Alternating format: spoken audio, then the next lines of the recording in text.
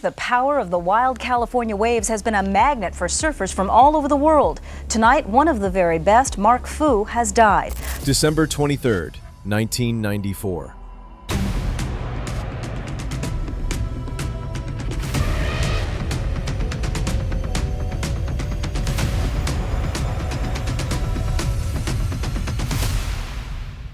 The world's most calculated big wave surfer made one mistake that killed him in the most terrifying way possible. Mark Fu survived 60-foot waves at Waimea. He rode monsters that would destroy most surfers. But on his very first wave at Mavericks, on a medium 18-foot wave, he disappeared underwater and nobody noticed for 90 minutes. His body was found 2 hours later, still leashed to his broken board. This is the story of the man who predicted his own death and changed big wave surfing forever. February 5th, 1958. Mark Sheldon Fu was born in Singapore to Colonel Charlie Fu and Lorna Fu, Chinese photojournalist for the United States Information Agency. As the youngest of 3 children, Mark grew up in a diplomatic family that moved constantly across Asia and the Pacific. Mark didn't learn to swim until he was 10 years old. Everything changed when his family relocated to Honolulu in 1968. The moment he saw the waves, something inside him clicked. Mark showed unusual business instincts early. He started a paper route, then hired other boys to deliver papers and took a percentage of their earnings. At 11, he bought his first surfboard and was instantly gifted. Years later, Mark admitted something shocking. At 13 years old, I was suicidal. Surfing literally saved his life. When Mark was 12, his father got posted to Washington, D.C. The family moved to Maryland. For Mark, leaving the ocean felt like dying. At 14 years old, Mark ran away to Pensacola, Florida to live with a friend's family so he could keep surfing. His mother eventually gave in. In 1974, the family returned to Hawaii. Mark graduated from Roosevelt High School in 1975, 1 year early. He reportedly skipped graduation to go surfing. He briefly attended University of Hawaii, but college couldn't hold him. In 1977, at 19, Mark joined the International Professional Surfers World Tour. While competing in Japan, Mark noticed the local media loved him. He realized he could market himself better than anyone. In 1977, he founded Hawaiian Vibrations, a surfboard company. By February 1978, at just 20 years old, he landed on the cover of Surfing magazine. Mark never ranked higher than number 66 in the world on tour, yet he appeared on more magazine covers than world champions. He understood that compelling images could generate more fame than contest trophies. He landed one of surfing's first major corporate sponsorships from Anheuser-Busch at $800 monthly. He started a radio show called Surf Scene. He created Backpackers Vacation Inn, a hostel locals called Fu Zoo. In 1982, Mark quit professional competition entirely to pursue big wave surfing full-time. Nobody had waves, Mark would be the first. In 1983, Mark surfed Waimea Bay for the first time. His fearlessness earned respect from the old guard. January 18, 1985. This was the day Mark became a legend. Waves at Waimea exceeded 50 to 60 feet. A massive closeout set swept through. When surfers surfaced, Mark was the only rider still with his board. A helicopter offered rescue. He waved it away. Then he paddled into an estimated 35-foot wave, experienced a 25-foot freefall, and took the worst wipeout of his life. His board exploded. The helicopter eventually rescued him. That session is still considered the largest wave ever paddled into by surfers. Mark pioneered technical innovations. He rode smaller high-performance boards when everyone else used long guns. He was one of the first to wear a leash in heavy surf. Ken Bradshaw was a muscular Texan who considered himself Lord of Waimea.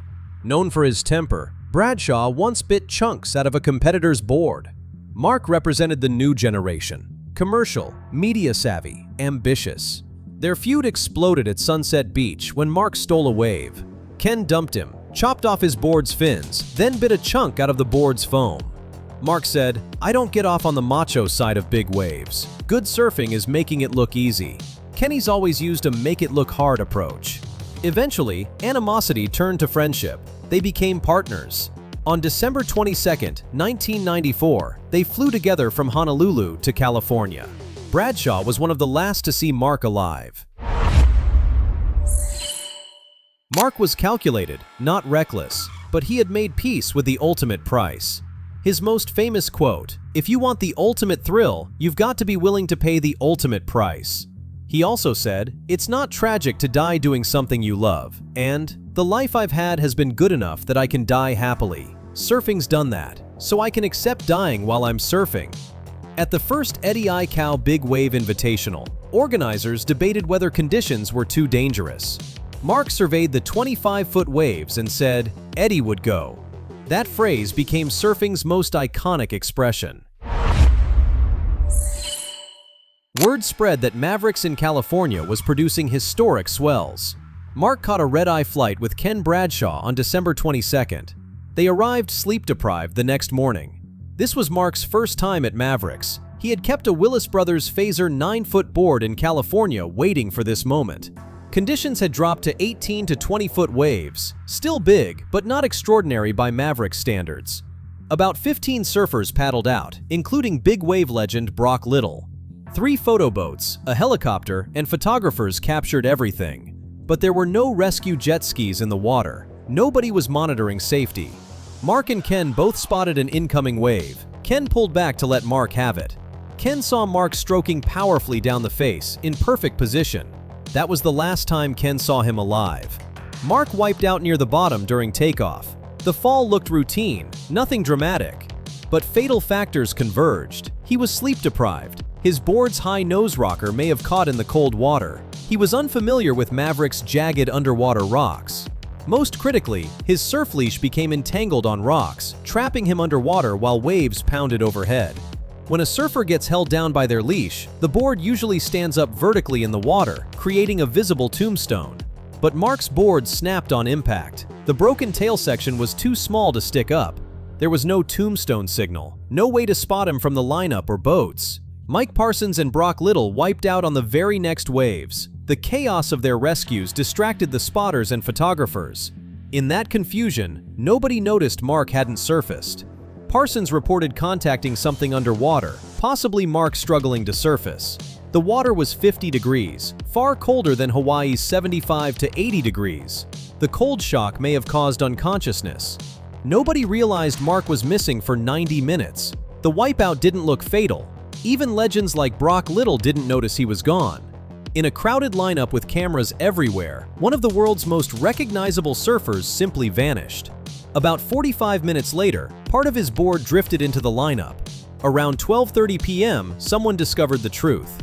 Over 2 hours after the wipeout, a boat found Mark's body floating 3/4 of a mile away. The only visible injury was a small cut on his forehead. The coroner listed saltwater drowning and blunt head trauma. Peter Mell said, "Mark was one of those guys that had done everything in big wave riding. I couldn't believe it. Mark Fu was invincible." On December 30th, over 700 people gathered at Waimea Bay. Approximately 150 surfers paddled out and formed a circle. Dennis Pang carried Mark's ashes to the center and released them. Mark's death transformed big wave surfing safety. If that accident happened today, a rescue jet ski would have picked him up in 30 seconds. Now, quick-release leashes are standard. Flotation vests are common. Jet ski rescue teams monitor every major break. Safety patrols watch sessions.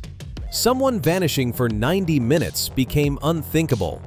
The cruel irony is it wasn't a monster wave. It was a medium wave on his first session at a new break. One entangled leash, one broken board. He proved big wave surfing could be a career. He showed surfers were athletes, not beach bums. His legacy forced the sport to grow up. Mark was 36 years old. His sister Sharon said, "I accept him for who he was and what he lived for. Only surfing, only surfing." The boy who was suicidal at 13 found salvation in waves. The man who predicted his own fate lived with fearless purpose. And the legend who accepted the risks changed everything that came after.